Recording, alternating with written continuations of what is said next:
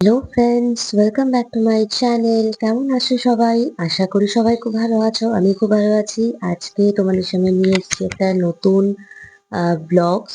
দেখতেই পাচ্ছ আমি আমার বাড়ির মধ্যে আছি আজকে। আর আমি তোমাদের সাথে শেয়ার করব আজকে একটা ড্রয়িং এর বা পেন্টিং এর ভিডিও।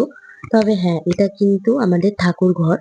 তো আমি ভাবছিলাম যে কিছু একটা করতে হবে ঠাকুর ঘরে। ঠাকুর ঘরের দেওয়ালটা একটু ফাঁকা ফাঁকা লাগছে। আর আমার একটা স্বভাব আছে যে ফাঁকা দেয়ালে আমি ইচ্ছা হলে সেখানে আঁকতে শুরু করে দিই।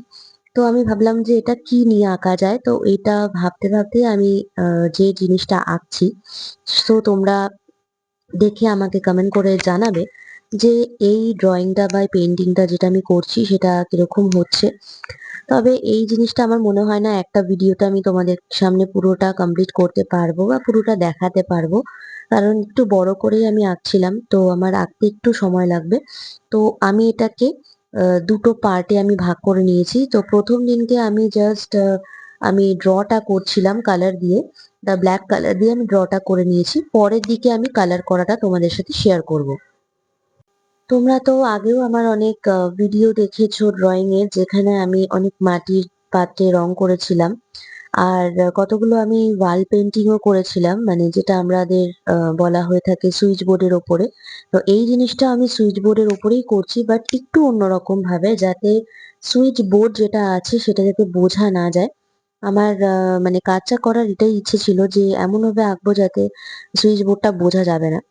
তো আমি চেষ্টা করছি, জানি না কতটা সাকসেস হতে পারবো, বিকজ আমি এটা ভেবে ভেবে আঁকছিলাম যে কিরকম ভাবে করলে জিনিসটা আর একটু বেটার হয়।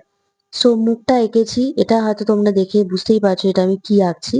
হ্যাঁ, এটা আমি গোপাল ঠাকুরকে আঁকছি, মানে আমাদের যে ছোট্ট গোপাল, সেই ছোট্ট গোপালের ছোটবেলার ছবিটা আমি তুলে ধরার চেষ্টা করছি। মানে ছোটবেলায় যেরকম বাচ্চারা একটু কিউট কিউট দেখতে হয়, ঠিক সেরকম।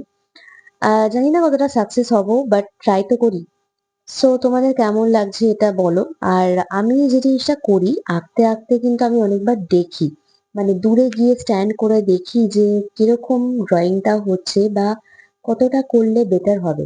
আর এই জায়গাটা আমাদের দেওয়ালটা কিন্তু অনেকটাই লম্বার মধ্যে আমি জিনিসটা হয়েছে।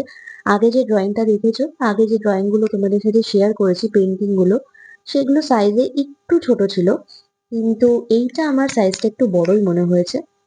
মানে করতে করতে বড় হয়ে গেছে অ্যাকচুয়ালি। দেখো এখানে। আর আমি চেষ্টা করছিলাম যে যাতে করে আমি এটা কালারফুল করি, কারণ সবকিছু সব জায়গায় সব দেয়ালে যদি আমি ব্ল্যাক করে দিই সেটা কেমন একটা লাগবে। তো আমার মাও বলছিল যে হ্যাঁ, এটা কালারফুল করলে দেখতে আরো বেশি ভালো লাগবে। তো ওই জন্য আমি ব্ল্যাক কালারটা দিয়ে আগে ফার্স্টে ড্রয়িং এর কাজটা করে নিচ্ছি, তারপরে আমি কালারের দিকে এগোবো। সো তোমরা কারা কারা এরকম ভাবে ড্রয়িং করো বা করতে পছন্দ করো, তারা কিন্তু অবশ্যই আমাকে কমেন্ট করে জানাবে। হ্যাঁ, কিছু ভুল ত্রুটি থাকতেই পারে। তো সেটার জন্য তোমরা ভালো করে আমাকে কমেন্ট করবে যে যেখানে তোমাদের মনে হচ্ছে আর একটু বেটার করলে বেশি ভালো হবে।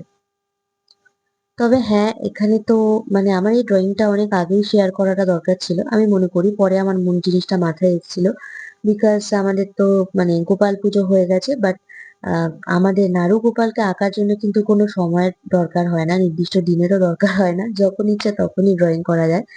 বিকজ আমরা তো মানে সেই নাড়ু গোপালকে সবসময় মনে রাখি, তাই জন্য। তবে এটা জন্মাষ্টমীর আগে করলে আমার মনে হয় বেশি ভালো হতো, কিন্তু পুজোর সময় তোমাদের সাথে শেয়ার করলাম। তোমাদের কেমন লাগলো কিন্তু অবশ্যই আমাকে কমেন্ট করে জানাতে ভুলো না। আর দেখো এখানে আমি একটা ননির হাঁড়ি রাখার চেষ্টা করেছি, মানে যে সুইচ বোর্ডটা ছিল সেই সুইচ বোর্ডটাকে আমি ননির হাঁড়িতে ট্রান্সফার করেছি। আর আমি যেখানে ক্যামেরাটা রেখেছিলাম, তোমাদের হয়তো দেখতে একটু অসুবিধা হতে পারে।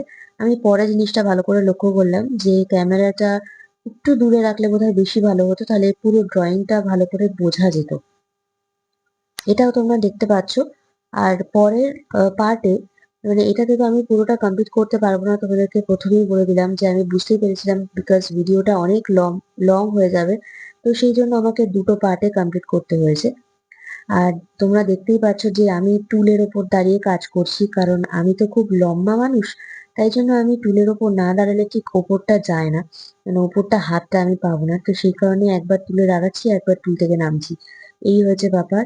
সো আমি এতটাই লম্বা যে আমাকে এই টুলের হেল্পটা আমাকে নিতেই হয়। তোমরা দেখে কিছু মনে করো না, ঠিক আছে?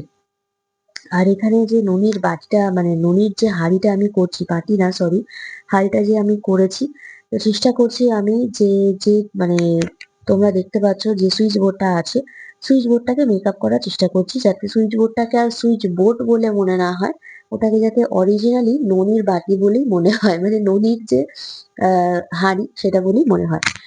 সো গাইস, তোমরা কিরকম তোমাদের লাগলো এটা কিন্তু অবশ্যই আমাকে কমেন্ট করে জানিও। যদি ভালো লাগে অবশ্যই একটা লাইক করে দিও।